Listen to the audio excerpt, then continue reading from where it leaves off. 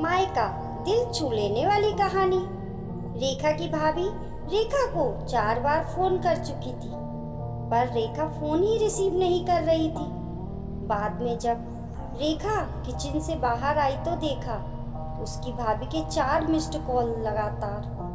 ये देखकर वे घबरा गई, क्योंकि उसकी भाभी को पता होता है कि अगर रेखा 2 बार में फोन नहीं उठाती है तो इसका मतलब यही है कि वे अपने काम में व्यस्त है और या फिर फोन से दूर है। अब रेखा का मन घबरा रहा था, क्योंकि भाभी के 4 फोन लगातार आने से उसे टेंशन हो गई थी, क्योंकि रेखा की मम्मी की तबीयत इन दिनों ठीक नहीं चल रही थी। अभी 2 दिन पहले ही रेखा अपनी मम्मी से मायके में मिलकर आई थी। फिर भी रेखा ने हिम्मत करते हुए अपनी भाभी को फोन लगाया, और फोन जैसे ही भाभी ने उठाया तो रेखा को रोते हुए कहा, दीदी, मम्मी जी हमें छोड़कर चली गई हैं। रात को अच्छे से सोई थी। सुबह आपके भैया और मैंने खूब उठाने की कोशिश की, पर वह नहीं उठी। तब हमने डॉक्टर साहब को बुलाया। फिर उन्होंने बताया कि मम्मी जी अब नहीं रही। दीदी आप जल्दी से घर आ जाओ। इतना सुनते ही रेखा की आंखों से आंसू बहने लगे। पापा तो पहले ही उसे छोड़कर जा चुके थे और अब उसकी माँ भी नहीं रही। रेखा तो बिल्कुल बेहाल हो चुकी थी। अब रेखा ने रोते रोते ये बात मदन उसके पति को बताई, तो मदन ने उसे संभाला और उसे जल्दी से कार में बिठाकर मायके ले गया। रेखा जैसे ही अपने घर पहुंची तो अपनी माँ के शरीर को देखकर उससे लिपट गई और खूब रोई। आखिर में मदन ने उसे किसी तरह समझाया और माँ का अंतिम संस्कार किया। सारे विधि विधान होने के बाद भी रेखा की रुलाई रुकी नहीं। उसे माँ की बहुत याद आ रही थी। तब रेखा की मौसी ने उसके आंसू पोंछे और उसे संभाला और कहा, रेखा बेटा ऐसे दुखी मत हो। दीदी नहीं रही तो क्या हुआ, मैं हूं ना तेरी मौसी। मेरा घर भी तेरा मायका है। तेरा जब मन करे तब आ जाना अपनी मौसी के पास। वैसे भी कहते हैं मौसी मतलब माँ जैसी।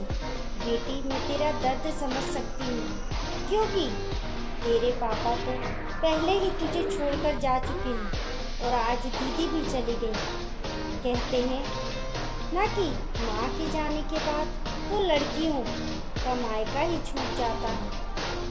ये भाभी तो बस दुनिया को दिखाने के लिए नाम का रिश्ता होता है, क्योंकि मायका तो माँ से ही होता है।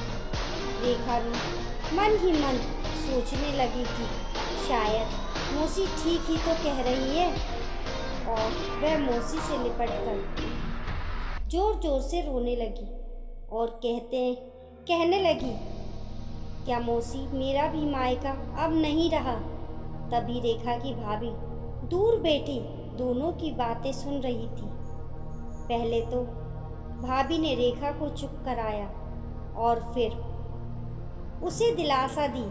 फिर भाभी ने मौसी से कहा कि मौसी जी आपने ऐसे कैसे कह दिया कि मायका केवल माँ से ही होता है। मैं मानती हूँ कि माँ का स्थान कोई नहीं ले सकता, लेकिन अभी दीदी के भैया भाभी जिंदा हैं और जब तक हम हैं दीदी का मायका हमेशा बना रहेगा।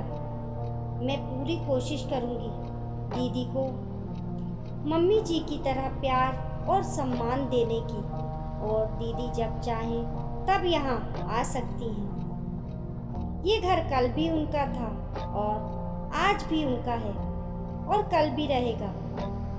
मौसी जी मैं भी एक बेटी हूँ और मेरा भी मायका है, और मैं अच्छे से जानती हूँ कि हम बेटियों के लिए मायका कितना महत्वपूर्ण होता है। मौसी जी, आप दीदी को अपने घर ज़रूर बुलाइए, पर उन्हें अपने भैया भाभी के प्यार से दूर मत कीजिए। तभी मौसी ने कहा, बहू, आज के ज़माने में तेरी जैसी सोच रखने वाली भाभी बहुत कम मिलती है। मुझे माफ़ कर दे, मैंने रेखा को गलत राह दिखाई।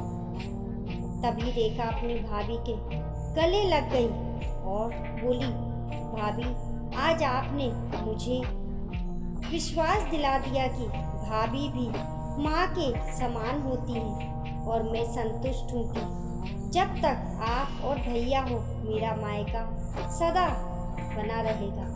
और किसी ने कहा है ना कि भाभी माँ के समान होती है। आज आपने मुझे इस बात का विश्वास भी दिला दिया है। दोस्तों, आपको ये भाभी से ही मायका कहानी कैसी लगी कमेंट करके ज़रूर बताएं और पसंद आने पर लाइक और शेयर करें।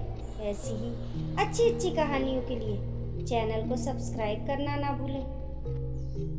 मिलते हैं फिर एक नई कहानी के साथ।